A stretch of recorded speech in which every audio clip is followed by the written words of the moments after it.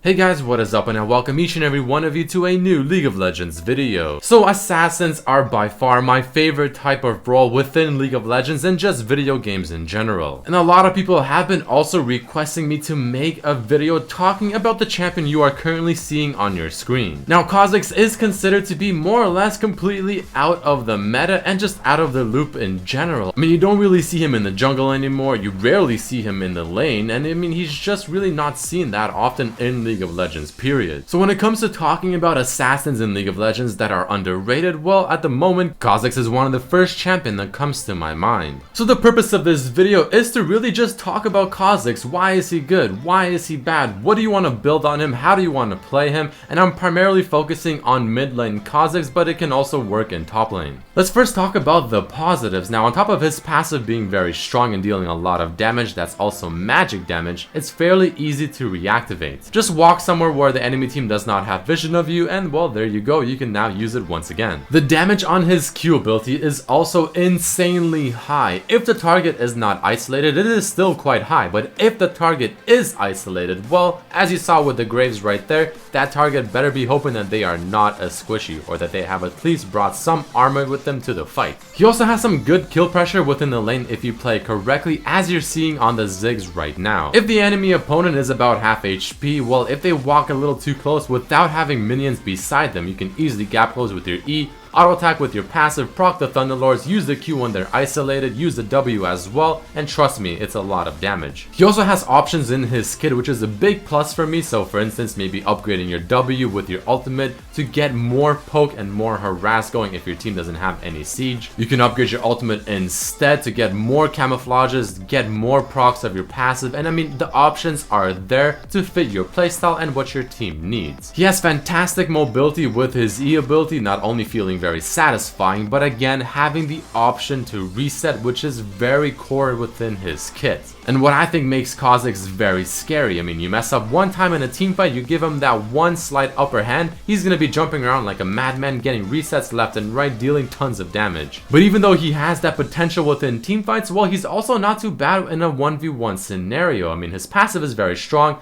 his Q is literally made to 1v1 someone, his ultimate gives him the free stacks of his passive, because even if your opponent has vision of you as you are stealthing with your ultimate, you still get your passive resets. And he also has quite a fantastic in-air combo that we will be talking about in just a moment. Now the negatives of this bug, I mean, even though he does have a pretty cool all-in within the laning phase if the enemy opponent oversteps, other than that, it is a little poor. You will be getting out harassed for the most part until you find that one opportunity to strike, so it is gonna be a little difficult. He also feels like he does rely on hitting level 6 and level 11 so you can upgrade your Q and your E ability to become truly relevant. He is somewhat reliant on getting those resets within teamfights to be truly useful, which unfortunately also relies on your team to get you in that position to jump in there and get the resets going. As an assassin, he is fairly squishy, so if you're going in, well, you better be hoping you can get the kill and jump back out or continue on for the reset. And his wave clear if the enemy team is pushing at your tower isn't anything to brag about either. So now that we got those general things out of the way, let's go into some tips and tricks whenever you're playing Kha'Zix and just things to keep in mind. So the first thing to talk about is the clip that you saw with the Ziggs and the Victor earlier in the video. If your opponent's flash is down, you really want to start zoning them and put them in the pressure that if they come too close, you can easily jump on them, auto attacking for the passive, and Q them while they're isolated as well. This is really important to do because up until this point, chances are you are the one getting zoned out if you're facing a ranged opponent, so make use of these advantages when you get them. As I mentioned earlier, the passive auto attack is instantly 2 stacks of Thunderlords of the 3 that you need to proc it, meaning that whenever you go in for the harass in the laning phase, as long as you have your passive ready to go, well, chances are you will proc Thunderlords very easily, and that's going to be a lot of damage you're outputting. Whenever laning and you're potentially getting zoned out, don't be too scared to walk up to the minions for the W last hit and also healing yourself with a W as well, because like a lot of people may forget, your W will heal whenever you are close enough to the minion or to whatever you are hitting with the W ability. Refresh your passive as often as possible and make sure to use it to check if a bush or area is warded. And the way you do this is if your passive is not up and ready to go, walk into a bush or into an area, and if your passive is still not ready to go, then chances are that place is warded. Because remember, your passive only comes up if you go out of vision of the enemy team. So if a bush is warded and you're standing in there but your passive is still not coming back, well, that tells you a thing or two. Next, let's talk about how an assassination combo can look like, because with Kha'Zix it's actually quite specific. So here's a really cool example of the assassination combo with Kha'Zix. First, you want to use your E ability, hopefully it's upgraded. As you are in the air, first you want to use your Tiamat and then your Q, and again this is all happening while you're in the air. As you land, make sure you try to auto attack the opponent for the passive and then use your W to finish them off or to apply the slow. Whenever you're doing team fights, be very patient and wait for the right time to go in, because again, your kit in team fights does rely on you killing a target, getting the resets, and continuing that trend. So you have to let your team soak up a bit of damage and also deal a bit of damage, but if they do it correctly, oh boy, you will jump in there and you will look like an absolute hero. So just before we go into what items you want to get and runes and masteries and all that good stuff, I'm sure many people are wondering, what abilities do I max on Kha'Zix? What do I get first? What do I upgrade? Well, let's talk about that very quickly. So you always start by leveling your W at level 1 first, and if you're laning against a ranged opponent, then you want to get the E ability at level 2, get the Q at level 3, and then you always max your Q first, then your W, and then your E. But if you're laning against a melee opponent, then again, you get the W first, then the Q, then the E, and then proceed to max them as I just said. But when it comes to upgrading your abilities, this is how I look at it.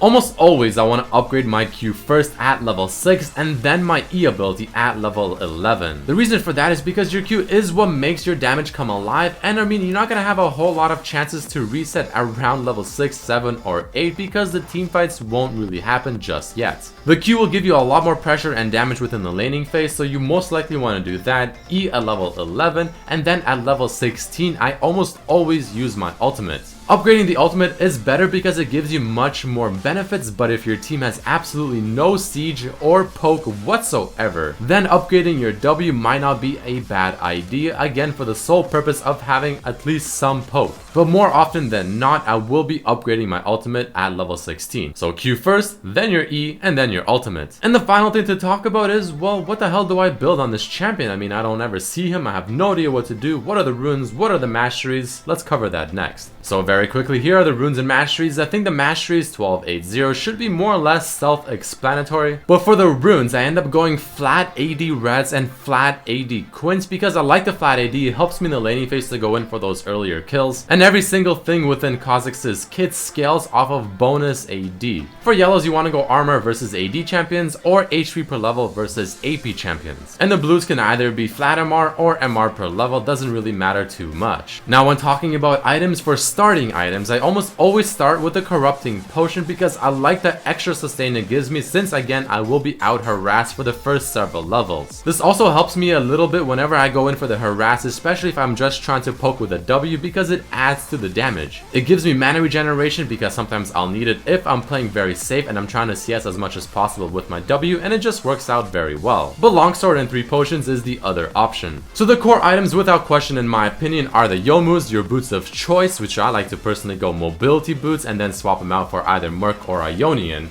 Hydra, and Black Cleaver. Hydra is important because of the lifesteal it offers, the wave clear, and on top of that, the combo that I showed you earlier whenever you're going in for the assassination, just overall adding to the damage. Black Cleaver because again, armor penetration is very good on Kha'Zix, this works really well, gives him some tanky stats, and 20% CDR. And Yomus because, well, Yomus for any AD assassin is just flat out broken, and there's really no reason not to get it as a first item. It's just too good, offering too many stats. When it comes to your other items that you may consider, I highly recommend Death's Dance and Bloodthirster. The reason for this is because with these items and a Hydra, I mean, you're gonna have a lot of lifesteal, you're gonna be doing a lot of damage as well. Death's Dance will give you the last 10% CDR that you'll need to hit 40%, but the fantastic thing is the fact that Death's Dance is the only item that will work with lifesteal and your Q. You can always replace maybe Bloodthirster with something like a Mercurial Scimitar if you need the Q assess effect, or even a Last Whisper if the whole enemy team is just flat out stacking armor. But I highly recommend choosing between Death's Dance, Bloodthirster, Mercurial Scimitar, or maybe the Last Whisper or the Maw of Malmortius. And before we end off this video, let's give a quick final rating to Kha'Zix. Now, I don't think he's a bad champion, but I definitely don't think he's absolutely overpowered. He easily has his strengths because he's a lot of fun, has a fantastic kit with many options, has a lot of potential within teamfights, a really cool assassination combo, great 1v1 potential, and he's really easy to proc Thunderlords with. But his laning phase for the most part isn't that great. It can be really difficult to find that teamfight to reset because it does kind of rely on your team. The carry potential feels a little low, and he sorta needs his Q and his E abilities evolve before he becomes very relevant. So that is about it for this video. I hope a lot of you are now happy that I have finally talked about Kha'Zix, gave you guys some tips, pointers, builds, and all of that good stuff to hopefully try and take him on the Rift and have success. If you did enjoy this video, please definitely hit the like button to show your support and to let me know that you did enjoy the video. Please do check out my other videos as well, subscribe if you haven't, and I hope to see you for the next one. Peace.